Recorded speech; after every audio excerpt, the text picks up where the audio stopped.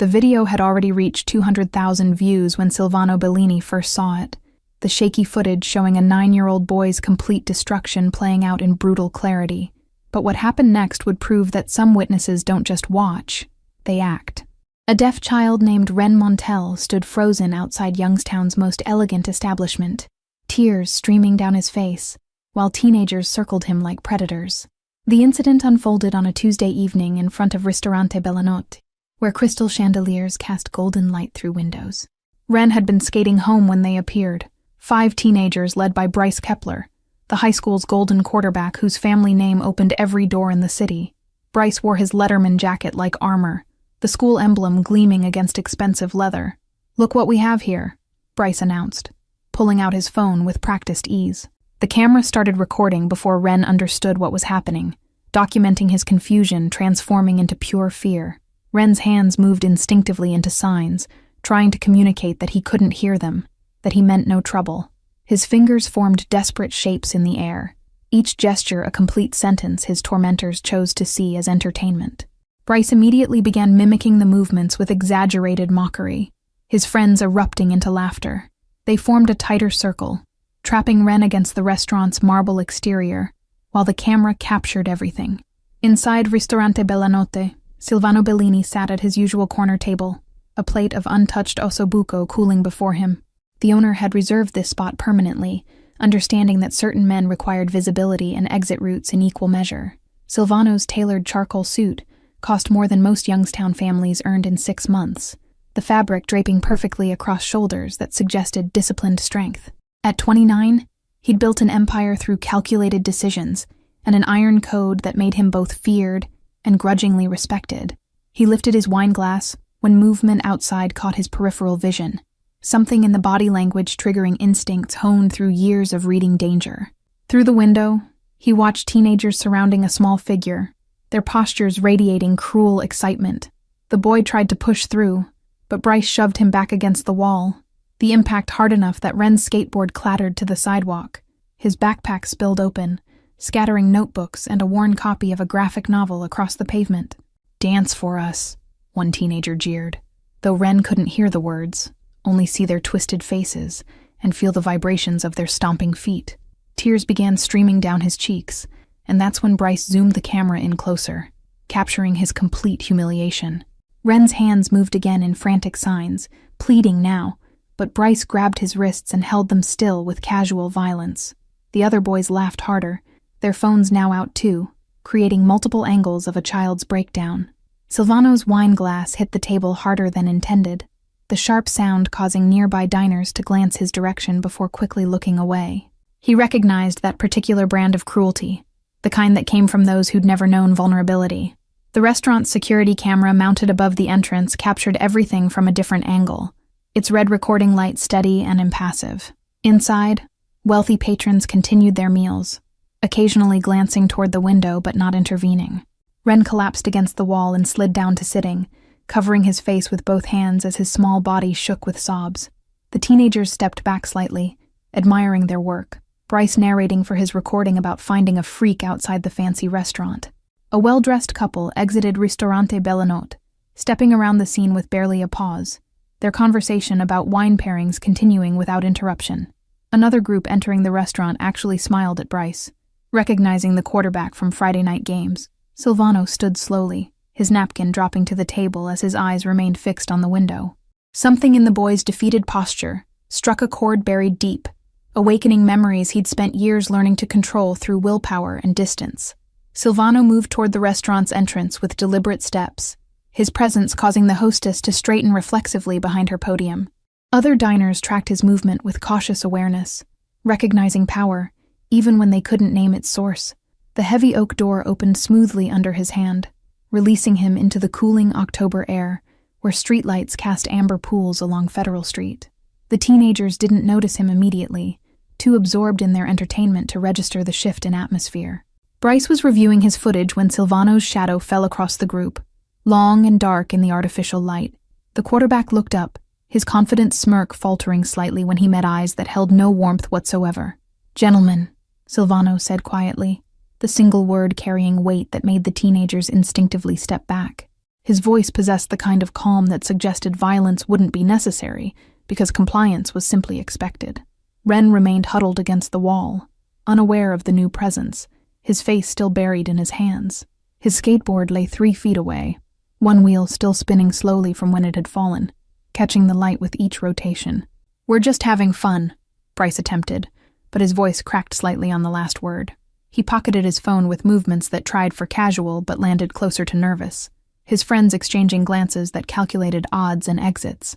Silvano didn't acknowledge the comment, instead crouching down to Ren's eye level with fluid grace that suggested comfort in positions most men would find vulnerable. He waited, patient and still, until the boy's instincts told him someone new had arrived. When Ren finally lowered his hands, his tear-streaked face showed confusion at finding a stranger in an expensive suit, sitting on the dirty sidewalk beside him. Silvano's expression held no pity, only recognition of one human being witnessing another's pain without flinching from it. The mafioso's hands moved into signs with surprising fluency, his fingers forming shapes that asked a simple question. "Are you hurt?" Ren's eyes widened, shock replacing fear as he realized this elegant stranger spoke his language. Behind them, Bryce shifted his weight, clearly uncertain whether to leave or stay, his bravado evaporating under Silvano's continued silence. The other teenagers had already begun backing away, survival instincts overriding loyalty to their leader. Ren signed back slowly, explaining that he wasn't physically injured, just humiliated, his small hands shaking slightly as they formed each word. Silvano nodded once, then stood with the smooth control of someone whose body was a perfectly maintained instrument. "What's your name?" Silvano asked Bryce, his tone conversational, despite the tension crackling through the air like static electricity before a storm. The quarterback hesitated, realizing too late that some questions were traps, regardless of how they were answered. "Bryce Kepler," he admitted, and Silvano smiled, the expression that contained no humor whatsoever.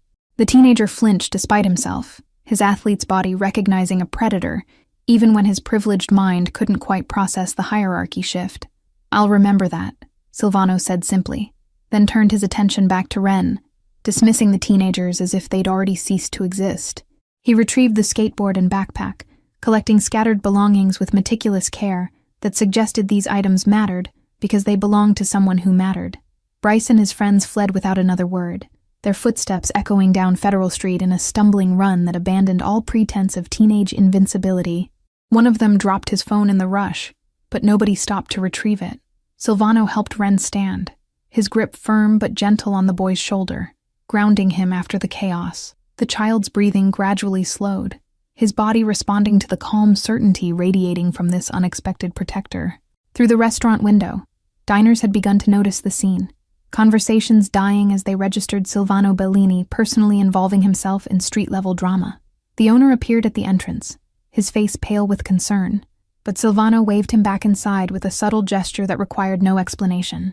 Across town, in a cramped apartment above a closed hardware store, Alina Montel's phone vibrated against the chipped Formica counter. She'd just gotten home from her evening shift at the diner, her feet aching in worn sneakers that needed replacing 2 months ago. Her 4-year-old daughter sat cross-legged before the television, absorbed in a cartoon whose dialogue Alina had memorized through sheer repetition. The child's innocent laughter filled spaces between the radiator's clank and the upstairs neighbor's perpetual television murmur. Alina grabbed her phone, expecting a shift change notification from her second job, but the screen showed her social media instead. Someone had tagged her in a video that already had thousands of views and climbing, the thumbnail showing a figure that looked sickeningly familiar. Her breath caught as she pressed play, the shaky footage immediately confirming her worst fear. Ren, her beautiful, sensitive boy, being tormented by teenagers she recognized from the high school near their apartment.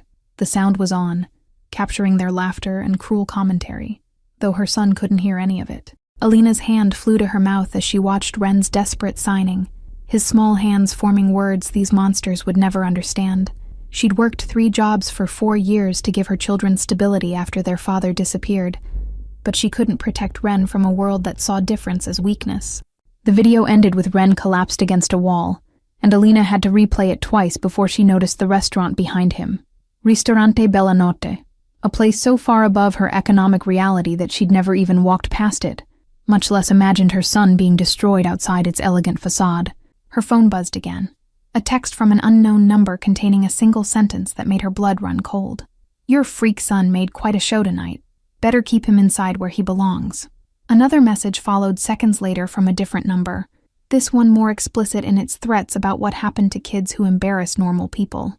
Alina's hands shook as she blocked both numbers, knowing more would come, that the video's virality had painted a target on her family. She moved to Ren's small bedroom, finding it empty, his bed still made from this morning when she'd kissed him goodbye before her first shift. Panic spiked through her chest. The video looked recent, perhaps only an hour old, but where was he now? Her daughter appeared in the doorway, clutching a stuffed rabbit with one ear missing, her small face scrunched with concern that children learn too early in households where stress is the constant baseline. "Mama, why are you scared?" Alina forced a smile that probably convinced neither of them, then called Ren's phone knowing he couldn't hear it ring but hoping he'd feel the vibration. It went straight to voicemail, his careful recorded message explaining in careful words that he was deaf and to please text instead.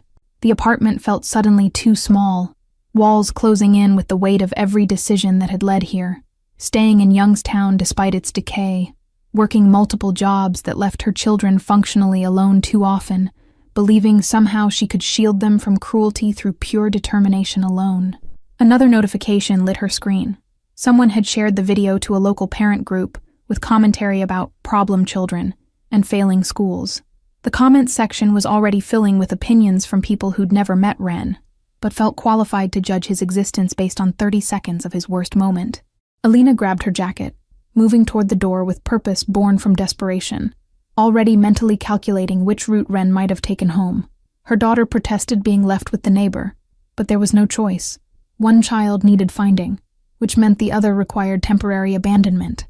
The street outside was darker than usual, 2 streetlights broken for weeks while the city claimed budget constraints prevented repairs. Alina moved quickly past storefronts covered in security gates, past the check-cashing place that charged criminal interest, past the corner where teenagers sold substances that killed slowly while politicians pretended not to notice. Federal Street lay 6 blocks east, a journey that crossed invisible borders between Youngstown's forgotten neighborhoods and its preserved historic district.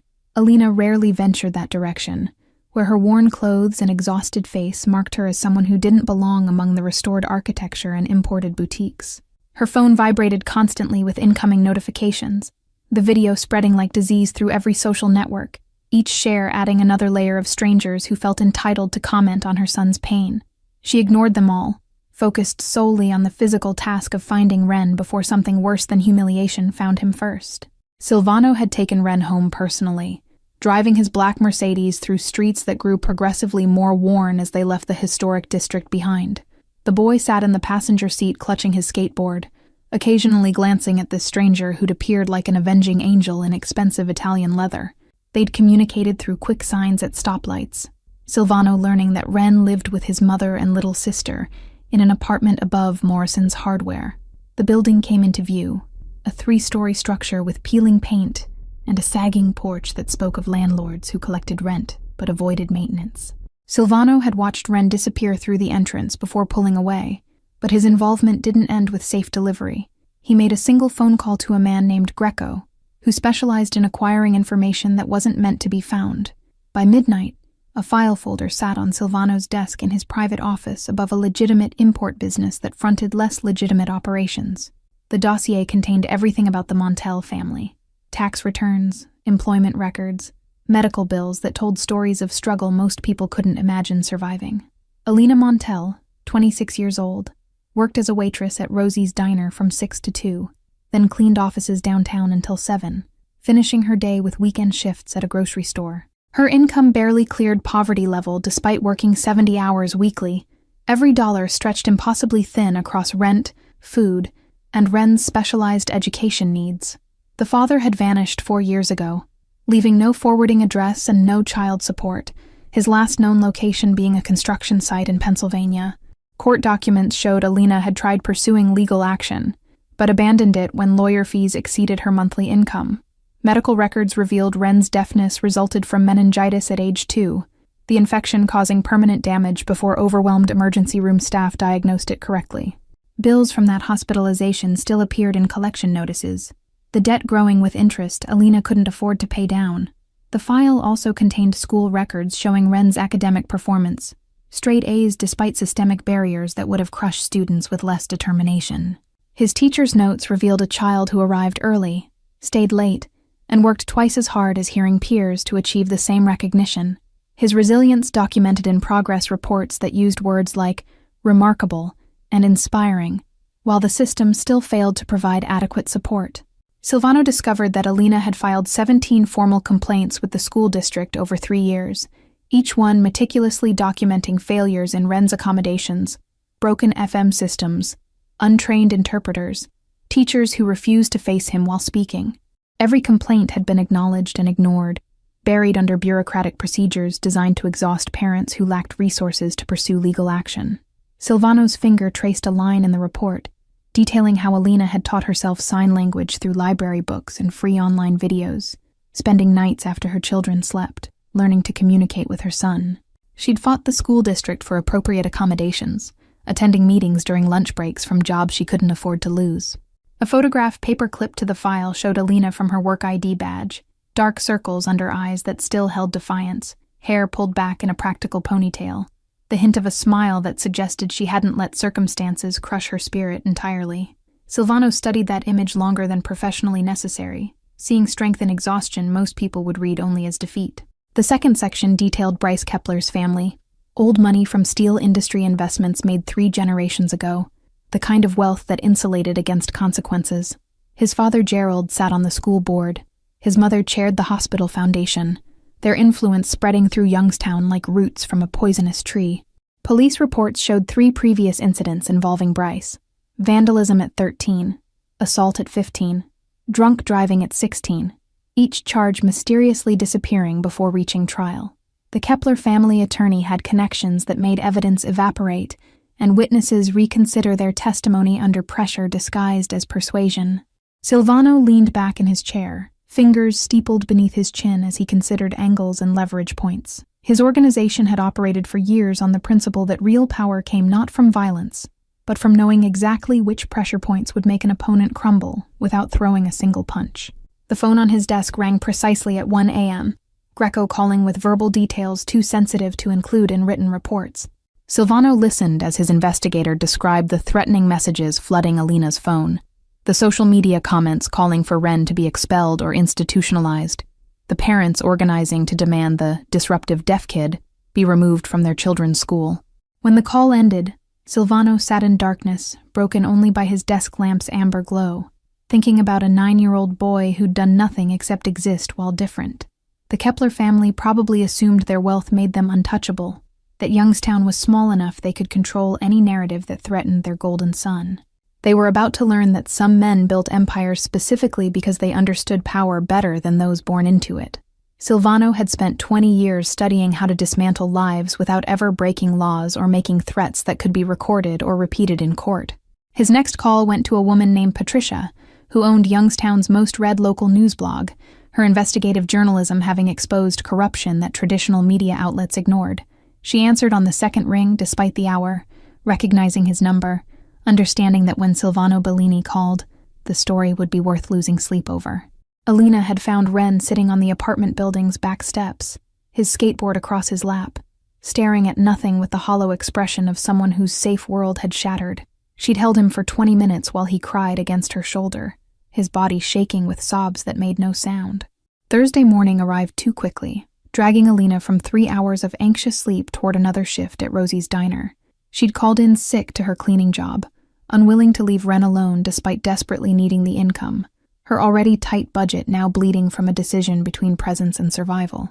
The knock came at 9 a.m., unexpected and authoritative enough that Alina checked through the peephole before opening. A man stood in the hallway wearing a suit that probably cost more than her car, his presence so incongruous with the building's shabby corridor that she initially thought he had the wrong address. Ms. Montel? His voice carried the kind of cultured polish that came from private schools and deliberate elocution lessons. My name is Silvano Bellini. I witnessed the incident involving your son Tuesday evening. Alina opened the door only wide enough to establish a barrier between her home and this stranger, her body language screaming caution despite his expensive appearance. She'd learned years ago that predators came in all packages, sometimes especially the polished ones who smiled while destroying you. I brought your son home that night, Silvano continued, making no move to enter uninvited. I'd like to discuss what happened if you'll permit me a few moments of your time. Something in his directness cut through Alina's defensive instincts.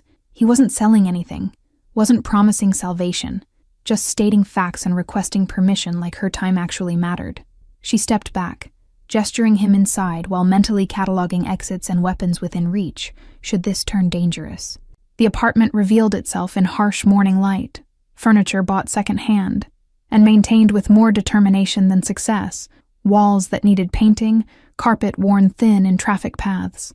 Alina watched Silvano's eyes take inventory without judgment appearing on his face, a small mercy that made her hate him slightly less. Ren emerged from his bedroom, freezing when he recognized the man from Tuesday night, surprise and confusion warring across his expressive features. Silvano's hands moved into signs immediately, asking permission to sit and talk, treating the 9-year-old like an equal participant in whatever conversation was about to unfold. I know who you are, Alina said quietly, once they'd settled around her kitchen table, scarred by years of use. Silvano Bellini doesn't drive through my neighborhood without people noticing. The question is what you want with my family. Silvano smiled, genuine amusement flickering across features usually reserved for intimidation and calculation. She'd done her homework during the sleepless hours after midnight, asking questions through carefully maintained connections to Youngstown's underground economy that functioned parallel to legitimate society. I want nothing from you, he replied, sliding a manila folder across the table. I'm here to offer information and resources, should you choose to use them. Alina opened the folder to find a complete dossier on Bryce Kepler, his previous offenses, his family's interference in investigations, documentation of wealth used as a weapon against accountability. The thoroughness shocked her, each page revealing research that must have cost thousands of dollars and favors she couldn't begin to calculate. Why? The word came out harder than intended, sharpened by years of learning that nothing came free, especially from men with power who appeared in your kitchen bearing gifts. What possible reason could you have for helping us? Silvano glanced at Ren, who watched their conversation with the intense focus deaf children develop to compensate for missing auditory information. When the mafioso's eyes returned to Alina, they held something uncomfortably close to vulnerability beneath their usual calculation. When I was 12, I watched my younger sister get tormented by neighborhood boys who thought her learning disability made her fair game, he said, his voice dropping to near whisper. I was too small then to stop it, too powerless to do anything except remember how rage and helplessness taste when you swallow them together. The admission hung between them like a bridge built from uncomfortable truth, connecting their disparate worlds through the universal language of failed protection. Alina felt her defensive walls crack slightly, recognizing that rare commodity, someone who understood without needing explanation. Ren's small hand touched Silvano's arm, drawing the mafioso's attention to fingers forming careful signs. The boy asked why a stranger would care about his problems when so many others had witnessed his humiliation and simply walked past without intervention. Silvano's response came in fluid sign language that spoke of hours. Learning this visual grammar most people never bothered to acquire. He explained that power meant nothing if not used to protect those society deemed unimportant, that strength measured itself not in dominance, but in defense of the vulnerable. Alina watched this exchange with growing disbelief, seeing her son's posture gradually relax, as he recognized someone who didn't view his deafness as deficiency requiring pity. Ren signed questions about Silvano's sister, whether she was okay now, if the bullies ever faced consequences for their cruelty. My sister died when she was 15, Silvano answered, his hands forming the words with particular gentleness, not from the bullying directly, but from believing what they told her about her worth. The kitchen fell into weighted silence, broken only by the radiator's rhythmic clank and distant traffic humming through walls too thin to block sound. Alina felt tears threatening, understanding now why this powerful man sat at her scarred table offering help to strangers who could never repay the debt. I failed her, Silvano continued, his eyes finding Alina's with intensity that demanded she hear the truth beneath his words. I was 17 when she died, just beginning to build the power I have now, and I made myself a promise in the hospital chapel while her body cooled. Ren leaned forward, completely absorbed in this story that paralleled his own experience with precision that felt almost painful. Silvano's hands moved again, explaining how he'd vowed to use whatever influence he built to ensure other vulnerable children didn't suffer alone and undefended. "I'm not a good man, Ms. Montel," Silvano said, switching back to spoken words while maintaining eye contact that refused to let her look away.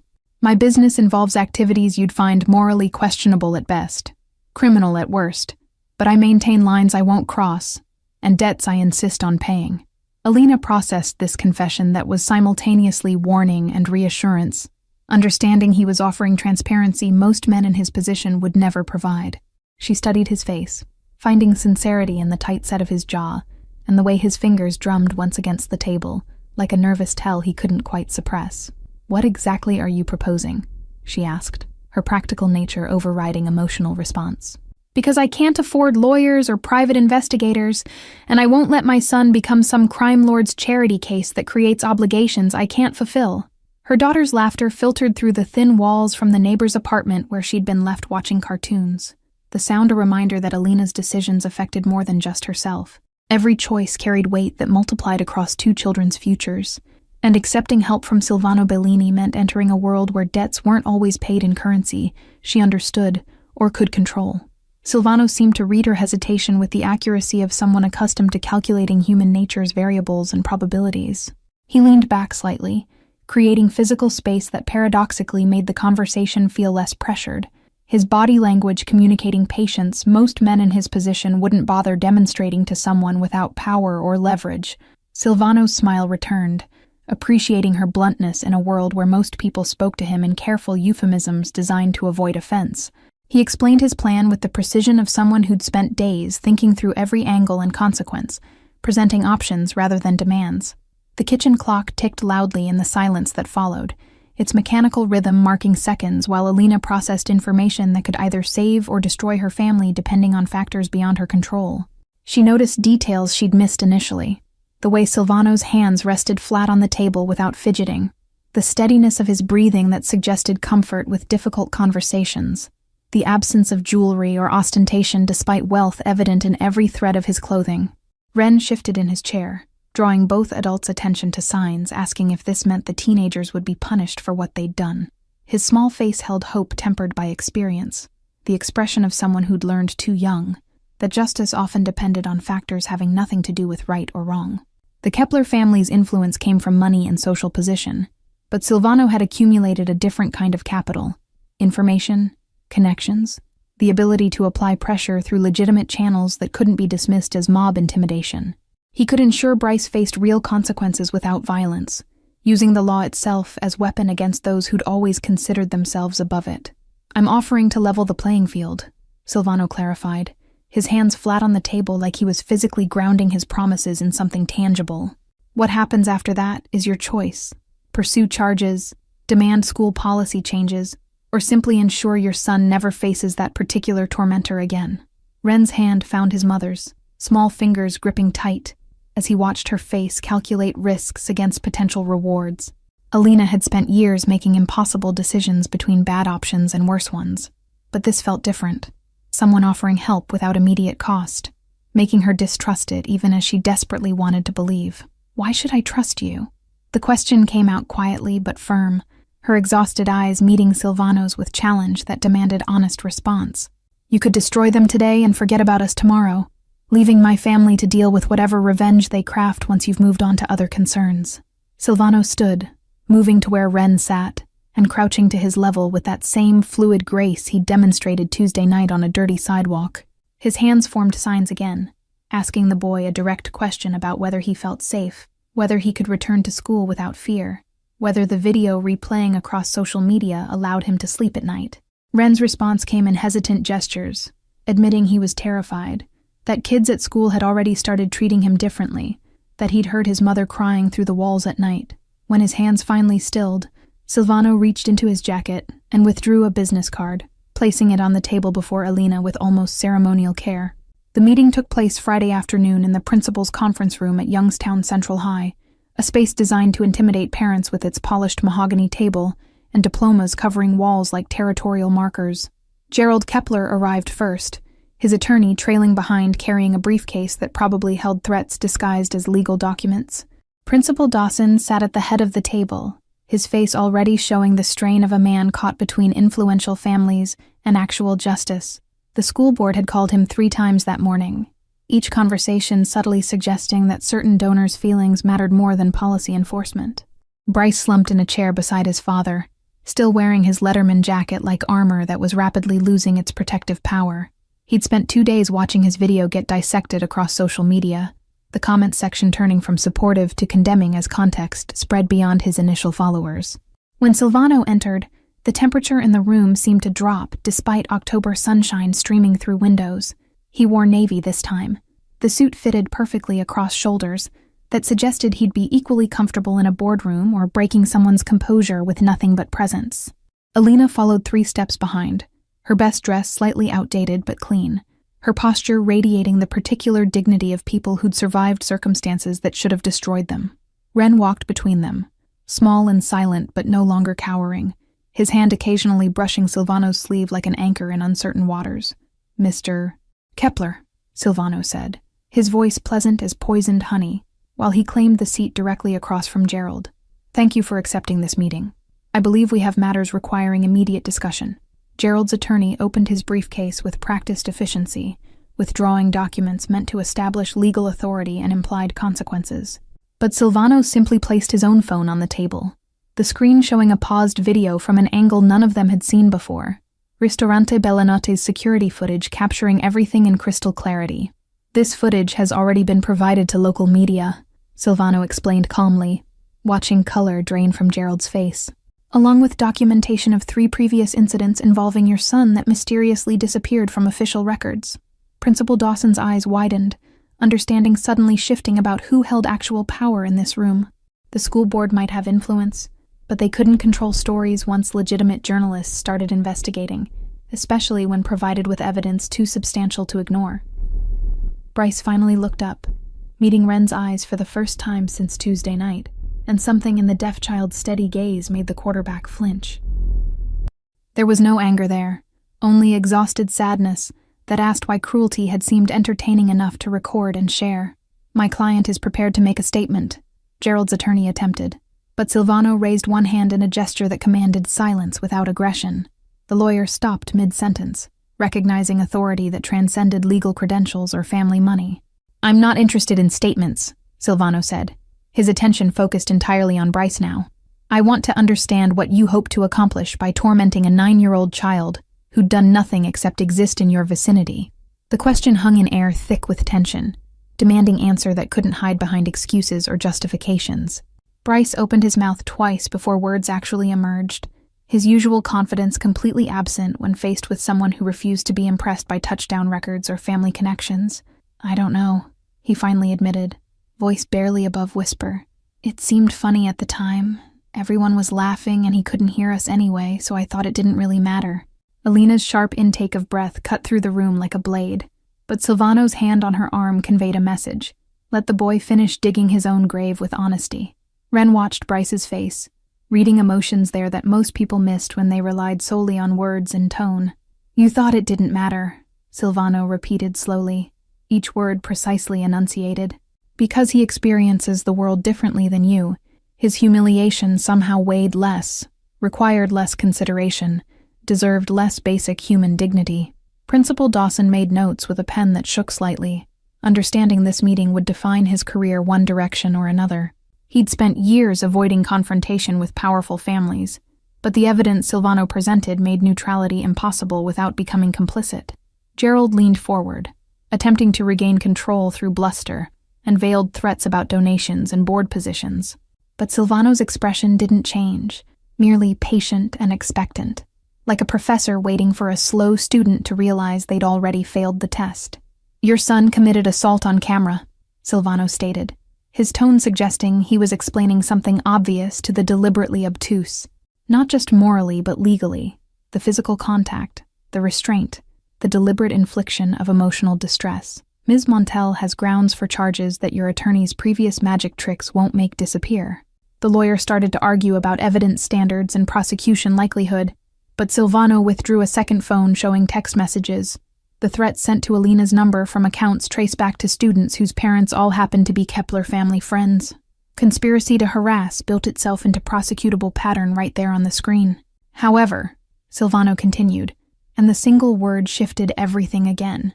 Ms. Montel and I discussed alternatives to criminal charges, provided certain conditions are met with absolute faithfulness. He outlined terms with the precision of someone accustomed to negotiating high-stakes agreements, where deviation meant consequences worse than legal prosecution. Bryce would complete 200 hours of community service at the county's Deaf Education Center, learning sign language and assisting with children who faced the challenges he'd mocked. The quarterback would issue a public apology acknowledging his actions and their impact, taking full responsibility without deflection or excuse. His college recruitment materials would include disclosure of this incident, ensuring future coaches understood exactly what character they were evaluating. The school would implement mandatory anti-bullying education, including disability awareness training for all students and staff. A scholarship fund in Ren's name would be established, funded by the Kepler family, supporting deaf students pursuing higher education throughout Ohio. And finally, Silvano said, his eyes locking onto Bryce with intensity that made the teenager sink lower in his chair, "You will face my personal oversight for the remainder of your high school career. I will know your grades, your behavior, every action you take, and any deviation from the standards we established today will result in all evidence going directly to prosecutors." Gerald started to protest that this arrangement exceeded reasonable bounds, but his attorney touched his arm in warning. They'd lost this confrontation before it began, outmaneuvered by someone who understood power better than people born into it. The story broke Sunday morning across Patricia's investigative blog, her carefully researched article dismantling the Kepler family's history of buying their son out of consequences. By noon, traditional media outlets had picked it up, phone calls flooding the school district's offices from parents demanding policy changes. Ristorante Bellanotte's owner called Silvano Monday afternoon, proposing a community initiative that surprised even the mafioso with its scope. The restaurant would become the first in Youngstown to hire deaf servers, partnering with the local community college to create training programs that extended beyond their establishment. Within 2 weeks, 3 other businesses had followed the model, recognizing both moral imperative and positive publicity that came from visible inclusion efforts. Youngstown's mayor, sensing political opportunity, announced a citywide accessibility audit that he'd ignored for years until circumstances made inaction more dangerous than action. Bryce appeared at the Deaf Education Center on a Tuesday morning, his Letterman jacket left at home, dressed in plain clothes that stripped away the identity he'd hidden behind. The director, a woman named Joan who'd spent 40 years advocating for deaf children, assigned him to work with 5-year-olds learning their first signs. The quarterback discovered quickly that small children had no interest in his football achievements, no awareness of his family name, no reason to treat him as anything except another adult tasked with helping them communicate. One girl named Penny corrected his signing with patient exasperation, her tiny hands moving slower so he could follow properly. By his 3rd week, Bryce began understanding that deafness wasn't disability requiring pity, but difference requiring accommodation, a distinction he'd never considered, when difference existed, only to make him feel superior. He learned about cochlear implants and the controversy surrounding them, about deaf culture's richness and complexity, about communication extending far beyond spoken words. Ren returned to school the following Monday, his mother's hand tight on his shoulder as they walked through doors that had witnessed his humiliation spread across social media. But something fundamental had shifted.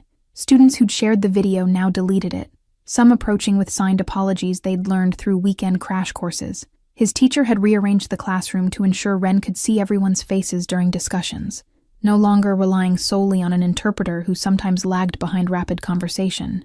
Other students began learning basic signs, creating an environment where accommodation wasn't special treatment, but natural integration. The scholarship fund exceeded its initial goal within 48 hours, donations arriving from across Ohio and eventually nationwide, as the story resonated with parents who'd fought similar battles for their disabled children. By December, it held enough to fund 4 full college scholarships, with contributions still arriving weekly. Silvano maintained distance from public aspects of the transformation, his involvement known primarily to those directly affected. He'd return to his usual table at Ristorante Bellanotte twice weekly, conducting business that thrived on intimidation and strategic violence, but always pausing to watch the new deaf servers navigate their shifts with growing confidence. Alina had quit one of her 3 jobs, the scholarship fund unexpectedly including a provision for Ren's current educational needs that eased her impossible budget. She'd argued against accepting what felt like charity, but Silvano had convinced her that reparations earned through forcing accountability weren't gifts, but compensation long overdue. They'd begun meeting for coffee Thursday afternoons when her schedule allowed, conversations starting with Ren's progress but gradually expanding to cover everything from Youngstown's decline to the ethics of wielding power without democratic oversight. Silvano found himself explaining his business with honesty he rarely risked, while Alina challenged assumptions he'd held for years about power and protection. These meetings never occurred at Ristorante Bellanotte or other establishments where Silvano's reputation preceded him, instead happening at a modest cafe near Alina's apartment where they could sit unnoticed among students and retirees.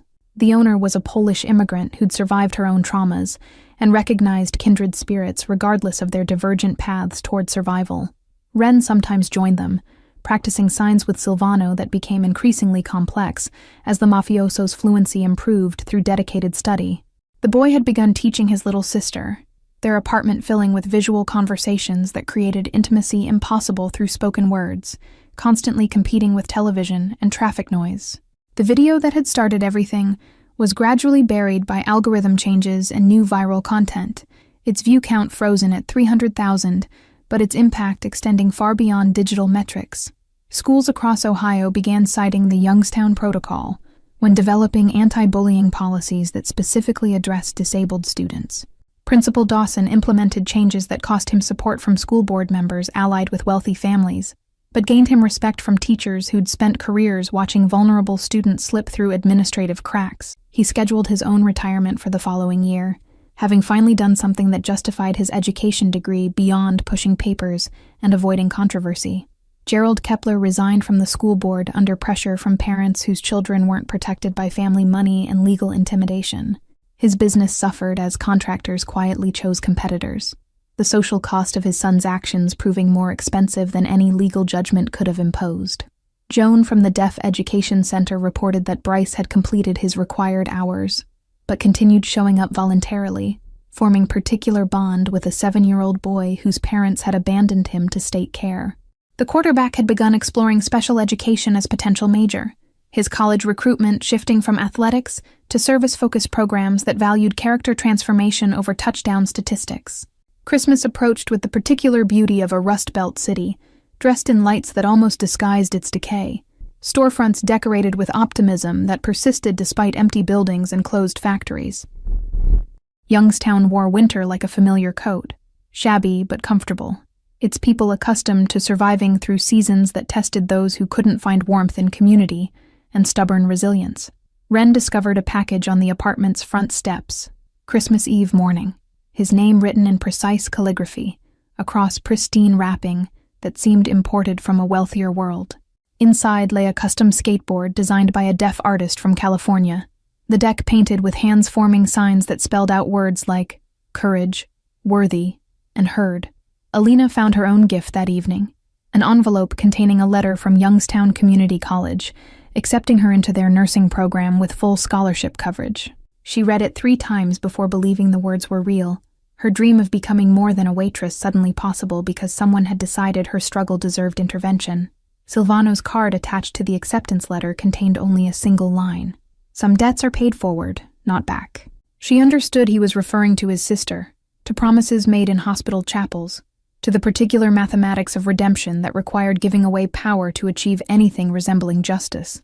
New Year's Eve found them at Ristorante Bellanotte, not as charity cases but as invited guests of the owner who'd transformed his establishment into symbol of inclusion rather than exclusion.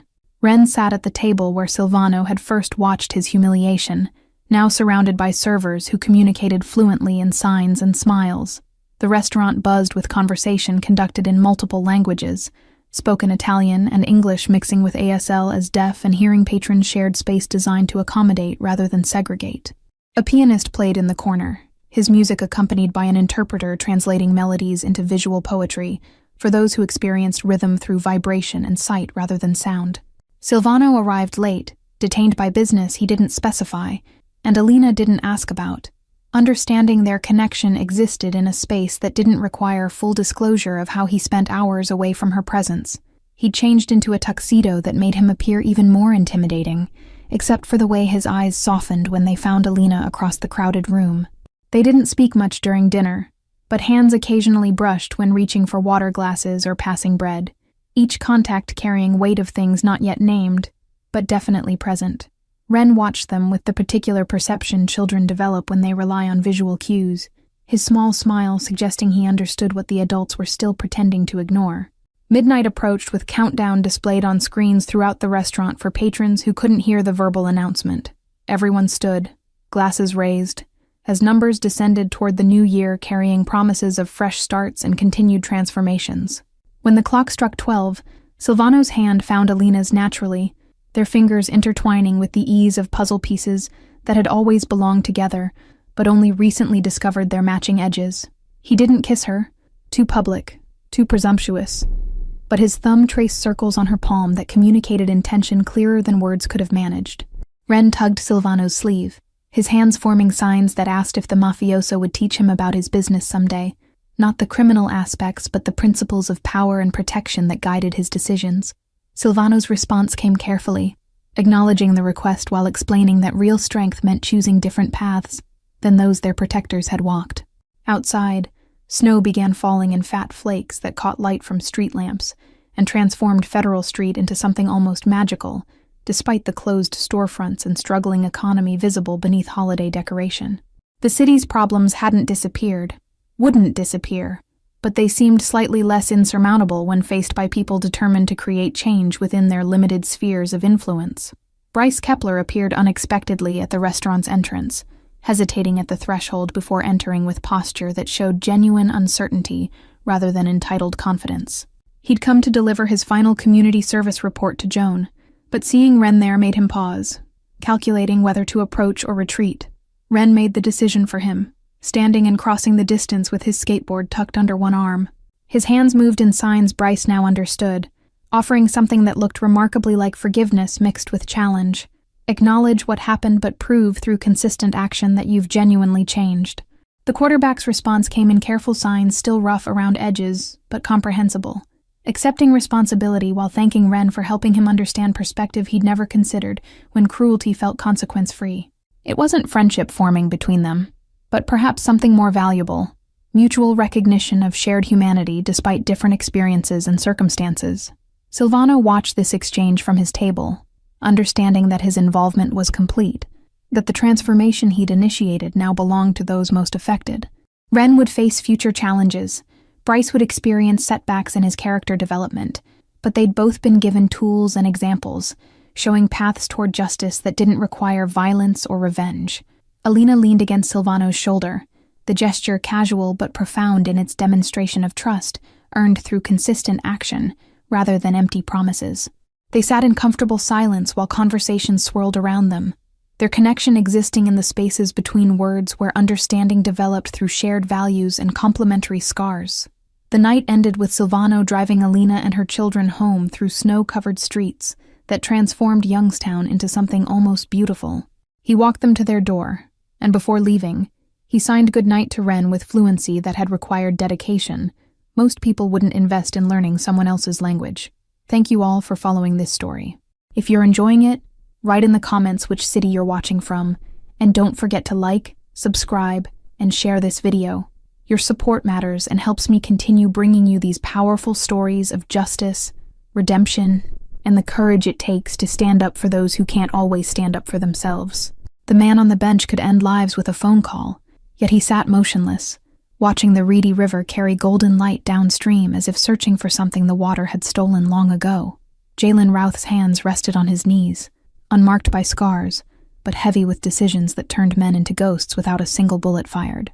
Across the path, hidden behind an oak tree's gnarled trunk, a boy traced the edge of his blue watch with trembling fingers. Emmerich Dareth had been following this man for 3 days, memorizing his patterns like studying enemy territory in a game he was too young to play. The watch ticked against his racing pulse, each second bringing him closer to a decision that defied every warning his mother had whispered about dangerous men. The blue plastic caught fragments of dying sunlight, transforming a cheap Christmas gift into something that felt precious as gold. His palms were slick with sweat that had nothing to do with the Carolina heat. The park smelled of cut grass and river mud, mixing with the faint exhaust from Main Street 2 blocks away. Families packed up picnic blankets as shadows stretched long and purple across the walking trails. Children's laughter echoed from the playground equipment, a sound that seemed to belong to a different world than the one Emmerich inhabited lately. His sneakers were coming apart at the seams, held together by his mother's careful stitching and prayers that stretched thin as the thread. The shirt he wore had been washed so many times, the cartoon character on the front had faded into a blue ghost. Jalen shifted slightly, his eyes tracking a heron that landed on the opposite bank with prehistoric grace. He came here when the weight of his empire pressed too hard, when solving other people's problems left no room for questions he couldn't answer. The river didn't judge, didn't ask for favors, didn't expect him to be anything, except still. Power had a cost that banks couldn't calculate, paid in sleepless nights and mirrors that reflected someone he barely recognized. This bench offered the only peace his world allowed, 30 minutes of pretending he was just another man watching water flow. Emmerich's mother thought he was at the library, lost in picture books about space explorers and talking animals. Instead, he'd been researching this man through whispered conversations overheard at the corner store, through the way adults lowered their voices when certain names were mentioned. The boy had learned that fear and respect wore the same face in Greenville, and that Jalen Ruth's name carried both in equal measure. 3 afternoons of watching had taught him the man's routine. The same bench, the same stillness, the same moment when the world seemed to pause. Today would be the day he broke that stillness with a request that terrified him more than any nightmare. His fingers worked the watch clasp, feeling the cheap metal warm from his skin. The gift had arrived on Christmas morning, wrapped in paper his mother had saved from the previous year, smoothed flat and reused because new things were luxuries their budget couldn't afford. He remembered her smile as he'd opened it, remembered how she'd called it his timekeeper, and said he was growing into a young man who needed to understand responsibility. What she didn't say, but what he heard in her tired eyes, was that time was running out for them both. The Cobrador had visited again last night, standing in their doorway with papers that rustled like dead leaves, and a voice smooth as oil spreading across water. Emmerich had pressed his ear against his bedroom wall, listening to threats wrapped in legal language his 9 years couldn't fully decode. But he understood enough, understood that men in suits could steal homes just as effectively as men with guns. His mother's crying had been silent, the kind that shook shoulders without making sound. She thought he was asleep, thought the thin walls protected him from adult burdens. But Emmerich had stopped being a child the first time he'd counted coins with her at the kitchen table, watched her choose between electricity and groceries, seen her add water to soup to make it stretch another meal. Childhood was a luxury, like new wrapping paper, and he'd lost his somewhere between unpaid bills and midnight tears. Jalen's phone buzzed in his pocket, but he ignored it, a rare act of defiance against the constant demands of his position. The people who worked for him knew better than to call during these river sessions unless buildings were burning or blood was being spilled. Evening light turned the water into liquid amber, and for a moment, he could almost forget the empire that waited for his return. The boy stepped out from behind the tree, his decision made before courage could abandon him. His legs felt disconnected from his body as they carried him forward across the grass that separated innocence from necessity. The watch dangled from his hand now, its blue band catching light like a small flag of surrender. Jalen noticed the movement in his peripheral vision, a small figure approaching with the cautious determination of someone walking toward a cliff edge. He didn't turn his head immediately, didn't acknowledge the presence that disrupted his carefully maintained solitude. Years of surviving through awareness had taught him to catalog threats before engaging them directly, but this wasn't a threat. The footsteps were too light, too hesitant, carrying the rhythm of youth rather than malice. When he finally looked, he found a boy standing precisely 6 feet away, close enough to speak but far enough to run if necessary. The child's stance spoke of careful calculation, despite the fear that widened his dark eyes and trembled through his thin frame. Intelligence lived in that face, mixed with desperation that made Jalen's chest tighten with recognition he didn't want to feel. The boy held something in his outstretched hand, a plastic watch that caught the fading light and transformed it into something almost magical. His fingers gripped it tightly, as if afraid it might escape before he could complete whatever mission had brought him here. The blue band was scuffed from wear, the face scratched but still ticking with reliable persistence. Jalen studied him with the same attention he gave to business negotiations and territorial disputes. The clothes told stories of a mother who cared but couldn't afford to care enough. Clean but faded, mended but wearing through. The boy's hair needed cutting, his face needed more meals, but his eyes held something that poverty couldn't diminish. "Sir."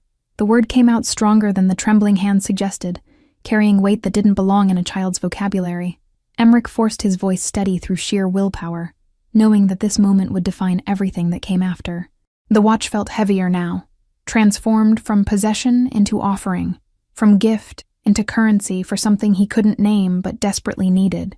His mother's face flashed through his mind, the exhaustion etched around her eyes, the way she smiled through worry, the sound of her silent crying. Jalen remained motionless, his expression revealing nothing but his attention absolute.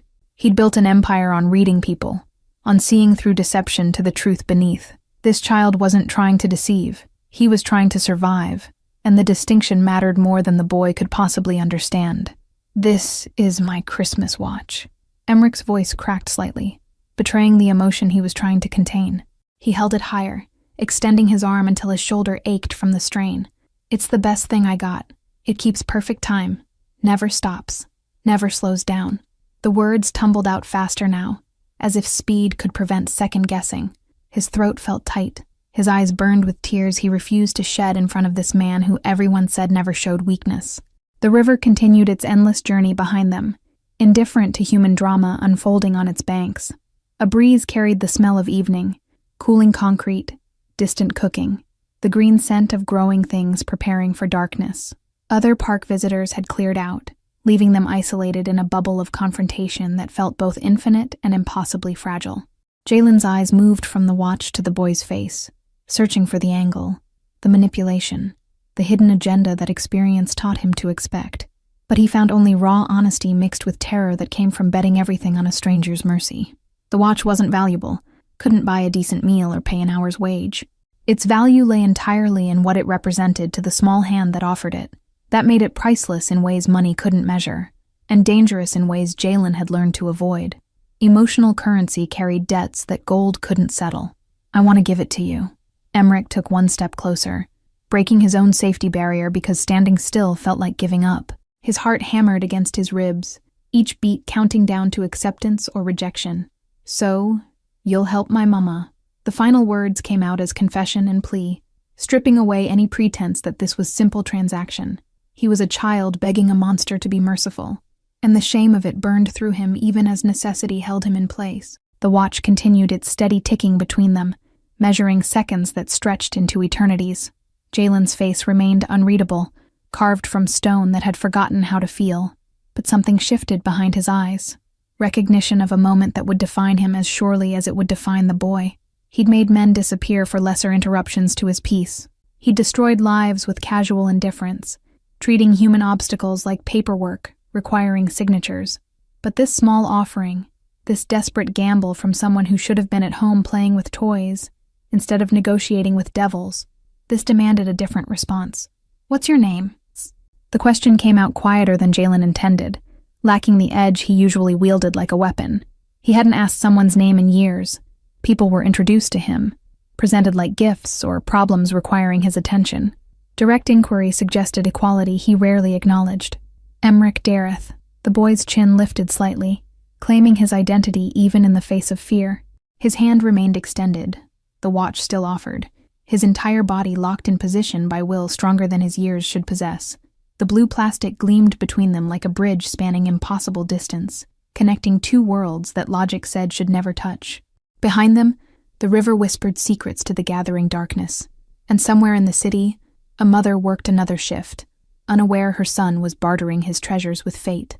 Jalen reached out slowly, his movement deliberate as approaching wild creatures that startled easily. His fingers closed around the watch, feeling its lightness, its warmth from the boy's desperate grip. The plastic felt almost alive against his palm, carrying the weight of hope that defied its physical properties.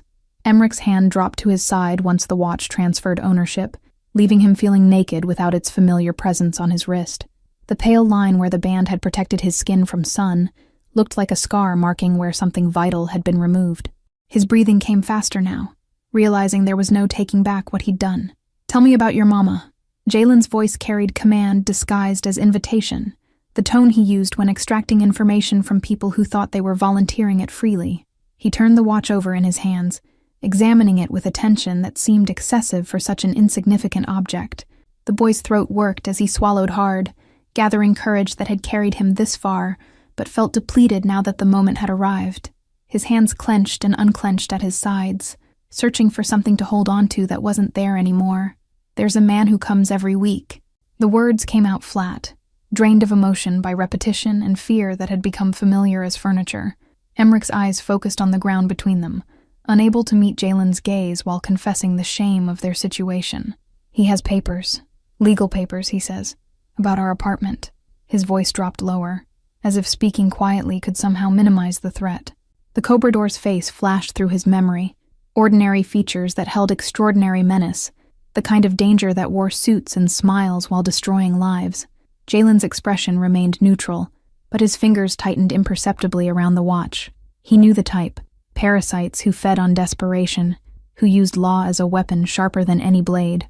They were harder to fight than street criminals because the system protected them, gave them legitimacy that made their theft legal. He tells her she owes money she doesn't have. Emmerich's words gained momentum now. The dam breaking under pressure of secrets kept too long. His small hands gestured helplessly, trying to shape the invisible weight that crushed their household. "Interest and fees and terms I don't understand, but I understand that he's going to take our home." The naked fear in his voice cut through the evening air like glass breaking, sharp and impossible to ignore. His eyes finally lifted to meet Jalen's, searching for something. Belief, mercy, intervention, anything that looked like salvation. The river behind them had darkened to match the sky, no longer golden, but deep blue turning to black. Streetlights flickered on along the path, casting orange halos that pushed back gathering shadows. The park transformed around them, becoming a different place where different rules applied, and children shouldn't be conducting business with men like Jalen. "Mama works 2 jobs, but it's never enough." The confession came easier now. Words that had been locked inside, finding freedom in the presence of someone who might actually have power to change them. Emmerich's voice cracked with the weight of watching his mother break slowly under pressure that never relented. "She counts money at the kitchen table every night, moving coins around like puzzle pieces that won't fit no matter how she arranges them." His hands mimicked the motion, fingers shuffling invisible currency that always came up short. The image of his mother's tired face, her silent tears, her forced smiles, all of it poured into his words like water from a breaking dam. Jalen listened without interruption, his stillness absolute except for the thumb that traced the watch's face in slow circles. He'd heard countless confessions in his career, from men begging for mercy, from rivals trying to negotiate, from people who thought words could save them from consequences. But this was different. This carried the purity of truth unmixed with manipulation. The boy wasn't trying to play him. He was simply desperate enough to try anything, even approaching the devil himself if it meant protecting the angel who'd raised him. "Last night he came late.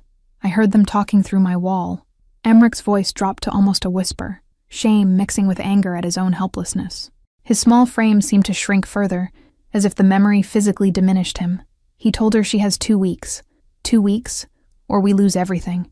The timeline hung between them like a countdown to detonation, each day ticking away toward disaster. His eyes remained fixed on Jalen's face now, searching for any reaction that might indicate whether this gamble had been foolish or inspired. The watch ticked in Jalen's palm, counting seconds that suddenly felt precious. He studied the boy with new attention, seeing past the surface to the steel underneath. 9 years old and already understanding that sometimes survival meant betting everything on long odds and dangerous men. And after he left, Jalen's question was soft but precise, drilling down to the core that mattered. His eyes never left Emmerich's face, reading the truth written in trembling lips and clenched jaw. She cried. 2 words that carried the weight of worlds ending, delivered with the flat affect of someone reporting weather rather than devastation. Emmerich's hands had stopped moving, hanging at his sides like dead things. "She thinks I don't hear, but our apartment is small and walls are thin. She cries like she's trying not to make sound, like even tears are something we can't afford." His own eyes glistened now, moisture gathering despite his determination to remain strong. Admitting his mother's pain felt like betrayal, but hiding it felt like abandoning her to face monsters alone. Jalen stood slowly, his movement fluid despite the tension in his frame. He towered over the boy, their size difference emphasizing the absurdity of this entire exchange. A child had approached him with a plastic watch, asking him to fight a different kind of enemy than the ones he usually faced. The simplicity of it was almost beautiful, almost enough to make him forget why he'd stopped believing in simple solutions. "You understand what you're asking?" Mew. His voice carried no threat, just clarification, seeking to ensure the boy grasped the magnitude of involving someone like him in their lives. Emmerich nodded without hesitation, his certainty unshaken despite his fear. "I'm asking you to make the bad man go away so my mama can stop crying." The words held childish directness that cut through complexity to reach essential truth. He didn't understand the mechanisms of power, didn't know how Jalen would accomplish what he was asking. He only knew that everyone said this man could do impossible things, and saving his mother felt like the most impossible thing in the world. Jalen's fingers closed completely around the watch, his decision made in the space between heartbeats where logic couldn't interfere with instinct. He'd built an empire on calculated moves and measured responses, yet this moment demanded something his carefully constructed world had no framework for. The boy's courage had cracked something he'd thought sealed permanently shut. "Do you trust me?" The question hung in the cooling air, weighted with implications neither of them could fully comprehend. Emmerich's response came without hesitation, a nod that spoke of faith born from desperation, rather than knowledge. Trust was a currency Jalen rarely accepted, because it created debts more binding than money ever could. But the boy's immediate affirmation, given despite every instinct that should have screamed warnings, carried a responsibility he couldn't refuse. The watch in his palm felt heavier now, transformed from plastic into promise. "Then go home." His voice dropped lower, carrying the authority that moved mountains and silenced rooms. Emmerich's eyes widened slightly, searching for confirmation that this wasn't rejection disguised as dismissal. Jalen's expression softened imperceptibly, a crack in granite that few living people had ever witnessed. "Go home to your mama. Don't tell her where you've been or what you've done." The command was gentle despite its firmness, protecting the boy from explanations that could complicate what needed to remain simple. "And don't look back when you walk away." The final instruction carried weight beyond its surface, meaning a test of faith, a protection against witnessing things a child shouldn't see, a clean break between worlds that should never have touched. Emmerich stood frozen for 3 full seconds, his mind processing whether success looked like this or if he'd misunderstood everything. Then he turned, his worn sneakers carrying him across grass that had witnessed a transaction defying every rule of both their worlds. His shoulders stayed rigid with the effort of not turning around, not checking if the man still watched, not verifying that the sacrifice hadn't been for nothing. Jalen remained on the bench until the boy disappeared beyond the tree line, swallowed by shadows that claimed the park as their territory once darkness fell. Only then did he look down at the watch in his hand, its blue face reflecting the orange street light in fractured patterns. The second hand continued its steady rotation, indifferent to the lives it had just connected.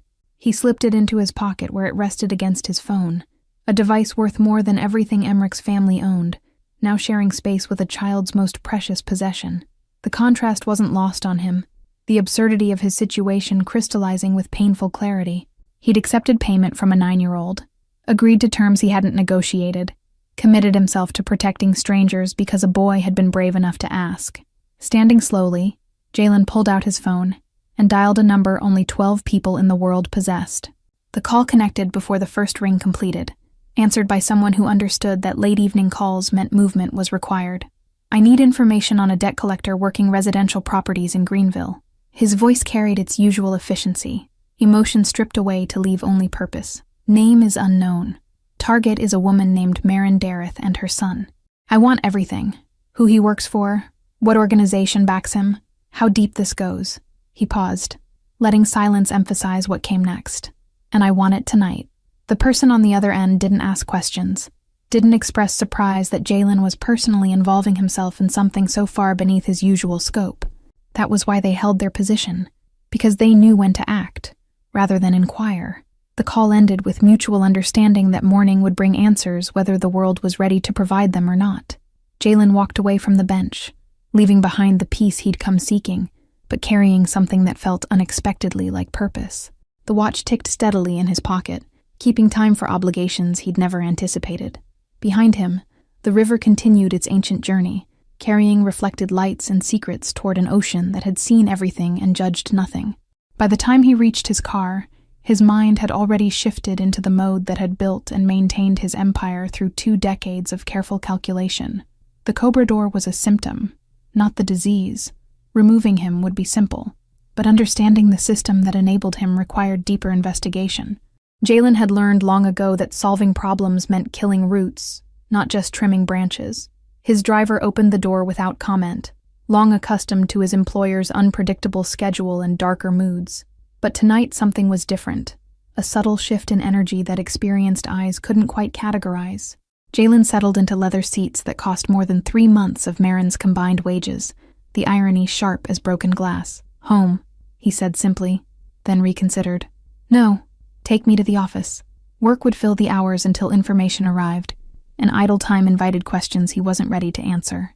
The watch continued its steady ticking against his thigh, a reminder that promises made to children carried weight that contracts signed in blood couldn't match. The information arrived at 2 in the morning, delivered by encrypted message that dissolved after reading, leaving no trace except the knowledge it contained. Jalen sat in his office surrounded by windows overlooking a city that slept unaware of the decisions being made in its darkness. The Cobrador's name was Perry Hutchins, and he was exactly what Jalen had suspected, a parasite operating in the gray space between legal and criminal. Hutchins worked for a company called Residential Equity Solutions, which was itself owned by a shell corporation registered in Delaware. The trail went deeper, connecting to a network of predatory lenders who targeted working families with contracts designed to fail. They were legal in the strictest technical sense, protected by fine print and lawmakers who'd received generous campaign contributions. Jalen's jaw tightened as he read through the operation structure, recognizing the sophistication that separated this from common street crime. These people destroyed lives with paperwork, left families homeless through foreclosure procedures that courts rubber-stamped without investigation. Marin's case was routine for them. Another struggling mother drowning in compounding interest and impossible terms. The file included Hutchins's schedule, his patterns, the 3 other families he was currently pressuring through similar methods. It contained bank records showing money flowing through layers of corporate protection, photographs of a man who looked disappointingly ordinary for someone causing such extraordinary harm. He lived in a modest house, drove a practical sedan, probably told himself he was just doing his job. Jalen made 3 phone calls in rapid succession, each brief and coded in language that sounded like business discussion to any potential surveillance. By the time morning light crept across his desk, mechanisms were in motion that would dismantle Residential Equity Solutions from foundation to roof. But that was long-term correction. Marin needed immediate relief. The 4th call went to someone who specialized in making problems disappear through channels that left no fingerprints. "There's a man visiting an address on Kirkwood Street." Jalen provided the building number, apartment, and Hutchins expected arrival time based on his weekly pattern. He's going to decide his job isn't worth what it pays him anymore. Permanent decision? The voice on the other end carried professional curiosity rather than moral judgment, treating the question like discussing weather patterns. Jalen considered the option, weighing the satisfaction of permanent removal against the complications it would create. Violence was a tool he used sparingly, saved for threats that couldn't be neutralized through smarter means. No, just convincing enough that he leaves the city and finds a different profession. That was actually harder than the alternative, requiring psychological precision rather than physical force. But it matched what the boy had asked for. Make the bad man go away, not make him dead. The distinction mattered in ways Jalen was only beginning to understand.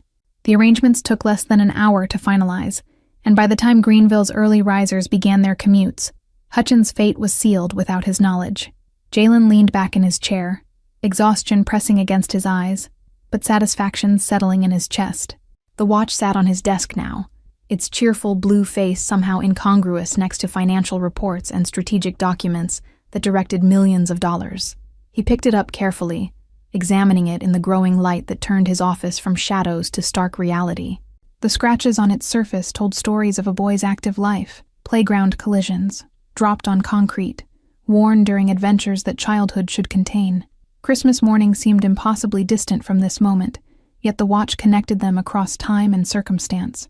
Jalen wondered what Emmerich was doing right now, whether he'd slept at all, or spent the night worrying that his gamble had failed. The image of the boy's face, desperate but determined, terrified but brave, had burned itself into memory with unexpected permanence. He'd seen hardened criminals break under less pressure than what daily life imposed on that family. His phone buzzed with a message confirming that watchers were in place, that when Hutchins arrived for his weekly intimidation session, he'd find himself the one being intimidated. not through threats or violence, but through the sudden awareness that he'd attracted attention from forces that operated beyond his understanding. Sometimes fear born from mystery was more effective than fear born from confrontation. The sun climbed higher, transforming his office windows into mirrors that reflected a man who'd spent the night protecting strangers for payment worth maybe $15. The financial absurdity should have been laughable, yet Jalen felt something uncomfortably close to satisfaction. His empire had been built through taking territory, taking power, taking whatever he needed to survive and dominate. This was the first time in recent memory he'd given something that didn't serve his strategic interests. By noon, his regular operations demanded attention that couldn't be postponed further. Meetings, decisions, problems requiring his particular brand of solution. But the watch stayed in his pocket, ticking steadily through negotiations and discussions, a small reminder that power could be used for something besides accumulation. The day passed in its usual rhythm of controlled chaos and managed crises. Evening found him back at the office, reviewing reports that confirmed Hutchins had indeed visited Kirkwood Street that morning. The encounter had lasted less than 5 minutes before the debt collector departed with notable haste, his face reportedly pale and his hands shaking. He'd driven directly home, packed 2 suitcases, and left Greenville heading north without stopping for gas or food.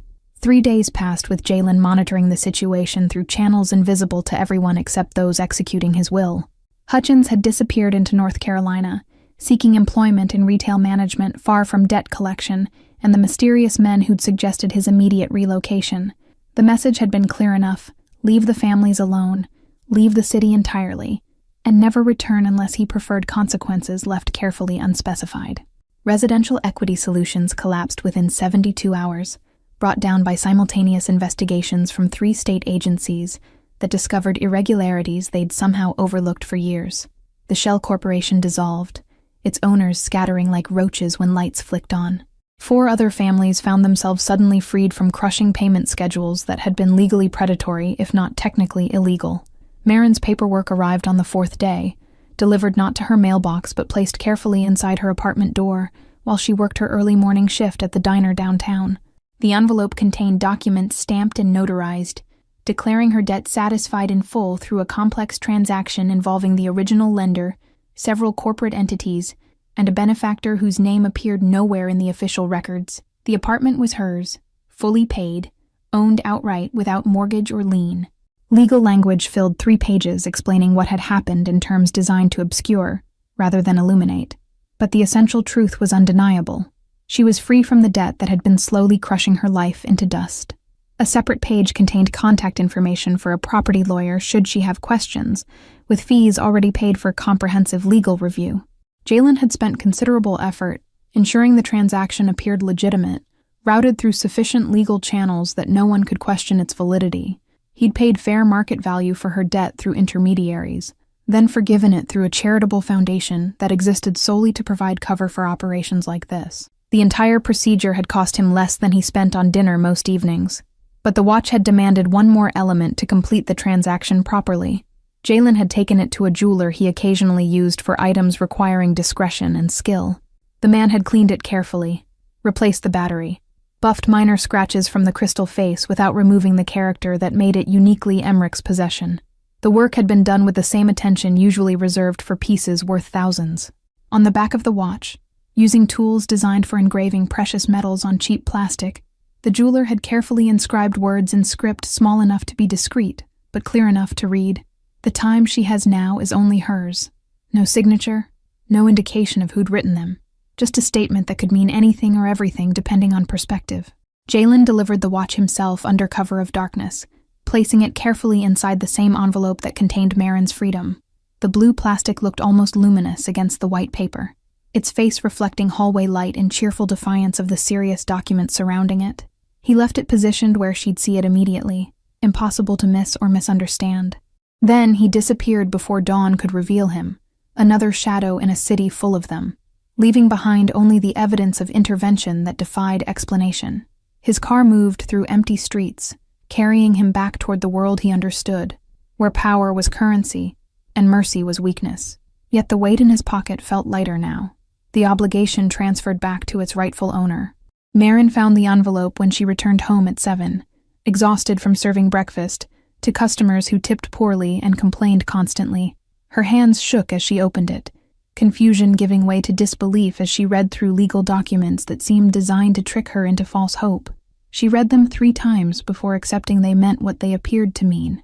The watch fell into her lap, its familiar blue plastic instantly recognizable even before her mind could process its presence. She picked it up with trembling fingers, seeing it cleaned and restored, but unmistakably her son's most precious possession. The engraving on the back caught morning light streaming through their small window, words that made her throat close and tears spill unchecked. She sat on their worn couch holding the watch and papers, trying to construct a narrative that explained any of this rationally. Debts didn't simply vanish. Apartments didn't magically become owned. Children's watches didn't disappear and return bearing cryptic messages. Yet all of it had happened, documented and real, sitting in her hands like evidence of miracles she'd stopped believing in years ago. Emmerich emerged from his bedroom, drawn by the sound of his mother's crying, alarmed until he saw her face and realized these weren't the silent tears of desperation.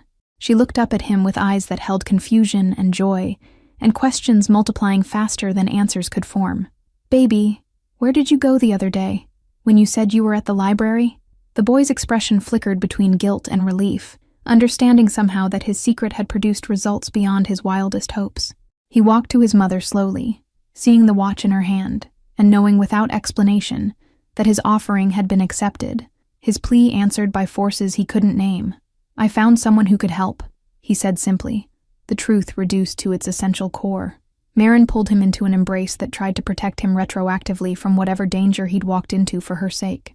Her arms wrapped around his small frame, while her mind raced through implications that terrified her even as they saved her. What had her son done?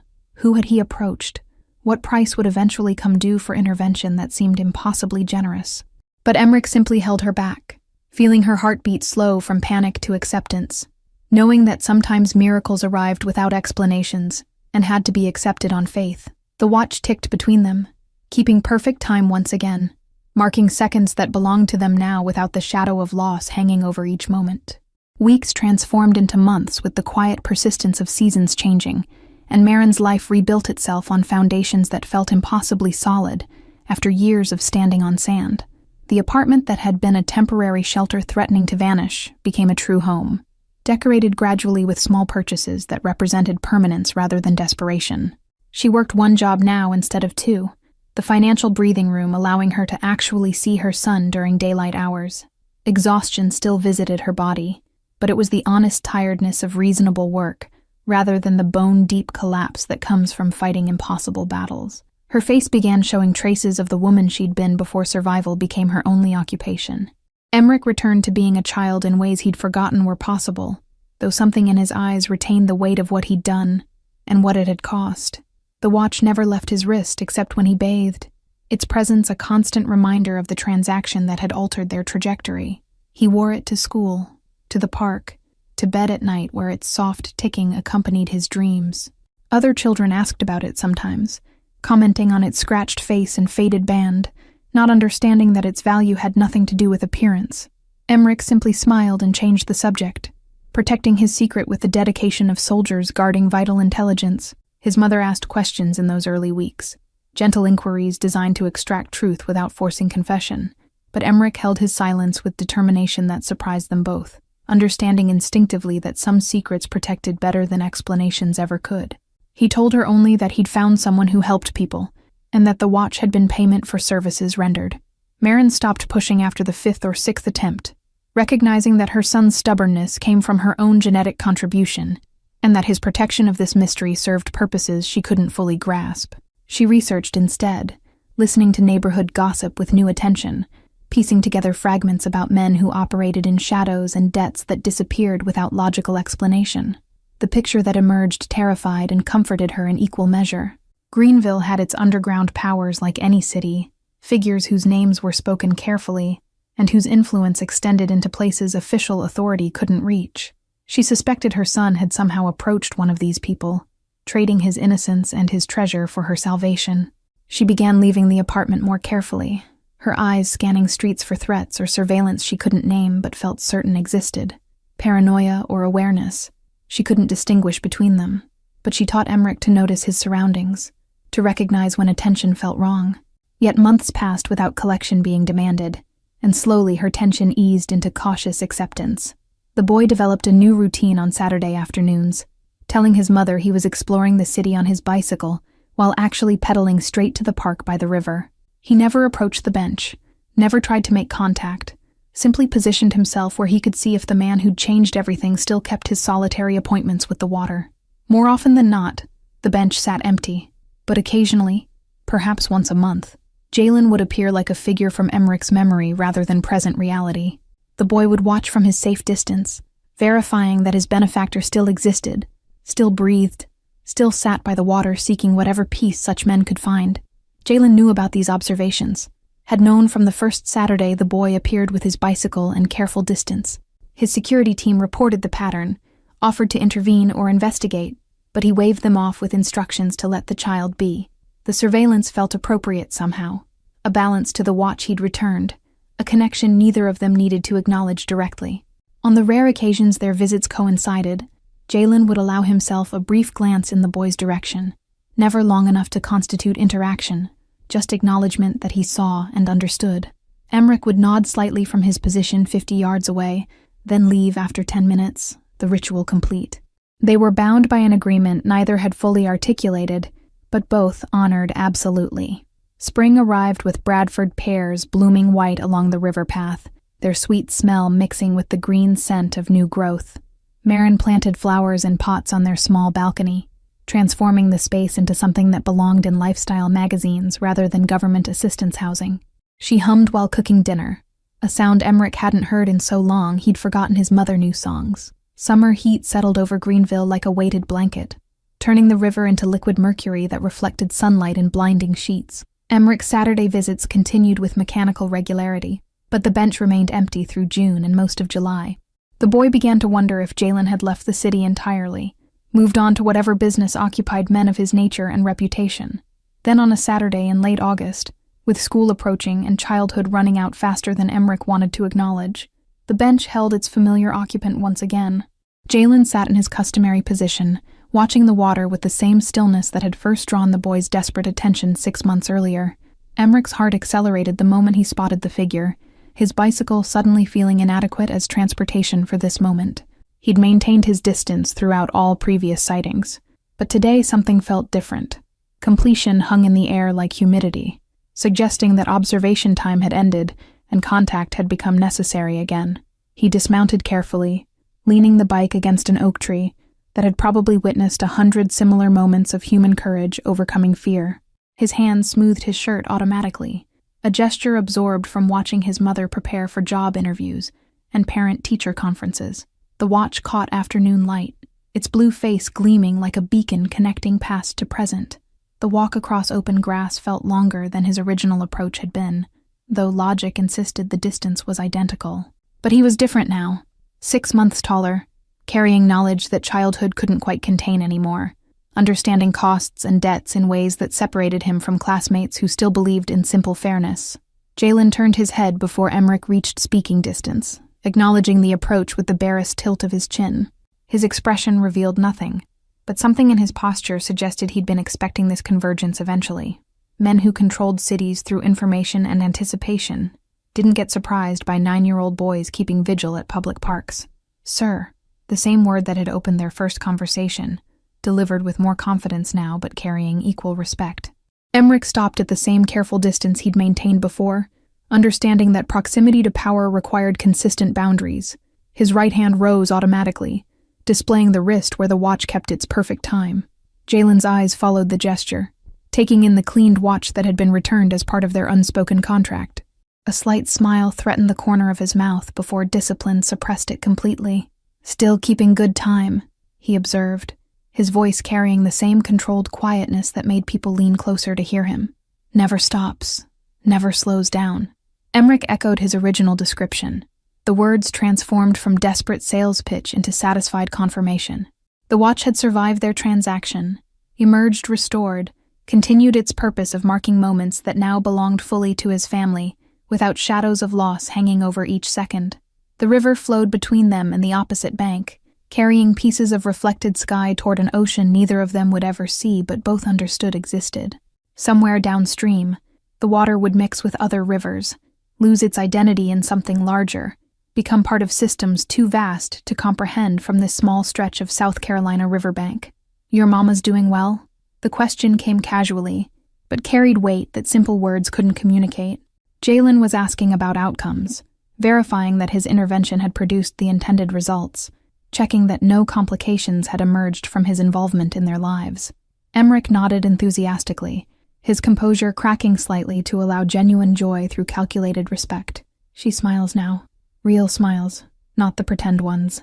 His voice carried wonder at the transformation, as if his mother's happiness was magic he'd witnessed but couldn't quite explain. "She planted flowers on our balcony, yellow ones that smell like lemons when the sun hits them right." The detail felt important to share. Evidence that survival had progressed into actually living. That breathing room allowed for beauty instead of just necessity. His mother had become someone who noticed flowers again, and that seemed like the truest measure of their changed circumstances. Jalen absorbed this information with the same attention he gave to financial reports and territorial negotiations, understanding that outcomes mattered more than methods in measuring success. The boy's face held no shadows of regret or fear, just satisfaction that his gamble had paid dividends beyond what cheap plastic should have purchased. That made the entire complicated intervention worthwhile in ways profit margins couldn't calculate. "And you? You doing well?" The question reversed their dynamic, treating Emmerich as an equal party to their arrangement, rather than a supplicant who'd been granted mercy. The boy straightened slightly at being asked, at having his well-being considered worth inquiry from someone whose time was valued in amounts that could feed families for months. "I'm good. Better than good." Emmerich's honesty was absolute, untainted by the social lying that adults use to smooth interactions and avoid uncomfortable truths. He was a child whose mother no longer cried, whose home couldn't be stolen, whose worst fears had been defeated by a stranger who'd chosen to care. That put him in a category of fortunate that statistics suggested he'd never reach. Jalen stood slowly, his movement drawing Emmerich's attention upward to emphasize the height difference that had always existed but felt less intimidating now. Power measured in feet and inches mattered less than power measured in kept promises and answered prayers. The man who could destroy lives had chosen to save one instead, and that choice had rewritten their relationship's fundamental nature. "Keep that watch wound." The instruction carried multiple meanings, obvious and hidden, simple advice layered with deeper implications about maintaining what had been given, protecting what had been restored. Emmerich nodded his understanding, his hand moving to cover the watch face protectively, as if Jalen might reclaim it despite having returned it months ago. They stood in silence for a moment that stretched comfortably rather than awkwardly, two people connected by a transaction that defied normal rules of commerce and obligation.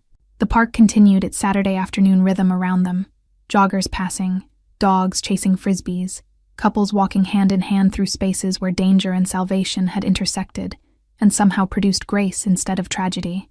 Then Marin's voice cut through the distance, calling her son's name with the particular tone mothers use when children have wandered beyond approved boundaries. She stood at the park's entrance, one hand shading her eyes against the sun, her posture radiating concern that hadn't quite reached panic, but was approaching quickly.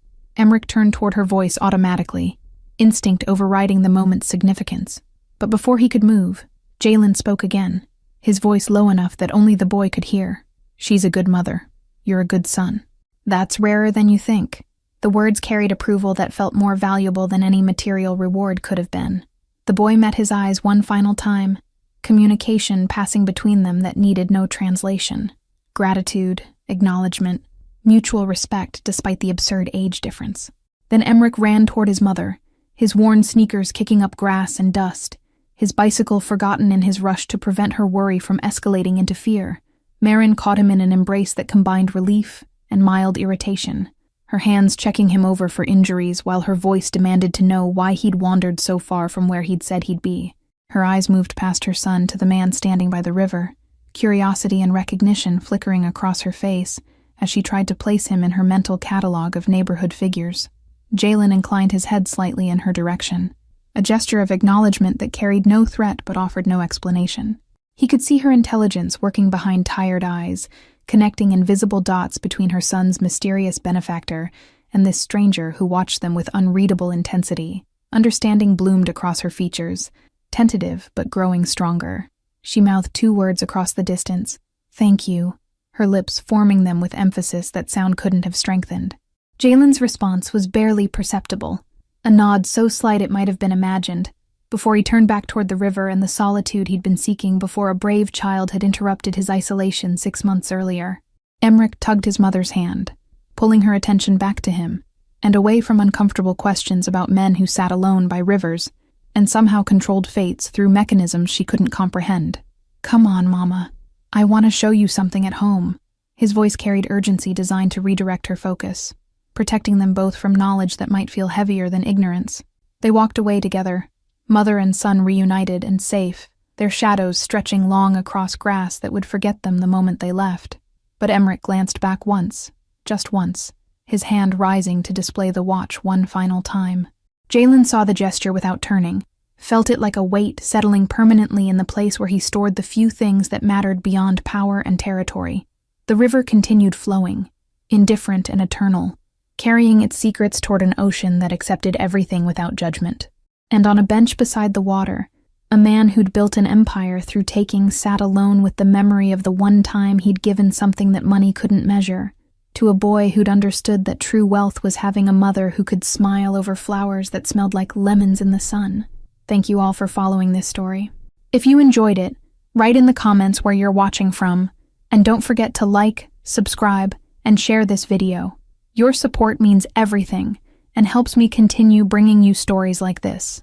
Until next time, remember that sometimes the bravest thing we can do is ask for help, and the most powerful thing we can do is choose to give it.